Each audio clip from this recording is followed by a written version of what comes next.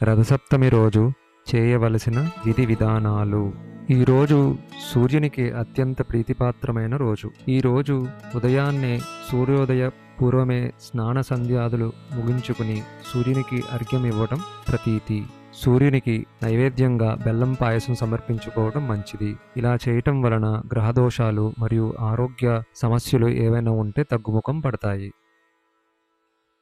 ఇప్పుడు స్నానం ఆచరించేటప్పుడు సంకల్పం ఏ విధంగా చెప్పుకోవాలో చూద్దాం.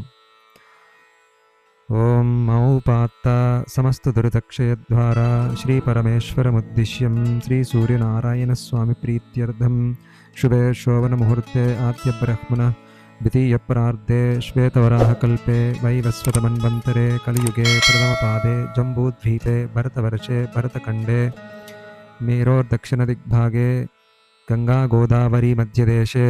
మీ దగ్గర ఉన్న నదీ ప్రవాహాన్ని తలుచుకోండి, మీ ఊరు తలుచుకోండి. తర్వాత అస్మిన్ గృహే అస్మిన్ వర్తమానేన వ్యావహారిక చాంద్రమానేన శ్రీ విశ్వావసునామ సంవత్సరే ఉత్తరాయణే శిశిర ఋతౌ మాఘా శుభమాసే శుక్లపక్షే సప్తమ్యాం శుభతిథౌ రవివాసరే శుభయోగే శుభనక్షత్రే శుభకరణే ఏవం గుణ విశేషాన విశిష్టాయాం శుభతిథౌ.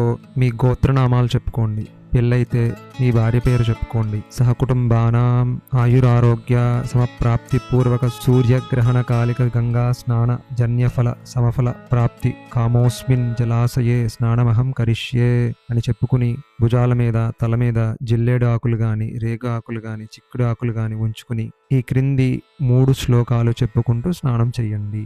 ఇప్పుడు స్నాన శ్లోకం చూద్దాం. సప్త సప్తి ప్రియే దేవి సప్తలోకైక దీపికే సప్త జన్మార్జితం పాపం హర సప్తమి సత్వరం యన్మయాత్ర కృతం పాపం పూర్వం సప్తసు జన్మసు తత్సర్వం శోకమోహౌ చ మాకరీహంతు సప్తమీ. నమామి సప్తమీం దేవీం సర్వపాప ప్రణాశనీం సప్తార్కపత్ర స్నానేన మమ పాపం వ్యపోహతు. ఇప్పుడు అర్ఘ్య శ్లోకం చూద్దాం. సప్త సప్తి వహ ప్రీత సప్తలోక ప్రదీపన సప్తమీ సహితో దేవ గృహాణర్ఘ్యం దివాకర. శ్రీ గురుభ్యో నమః. ఓం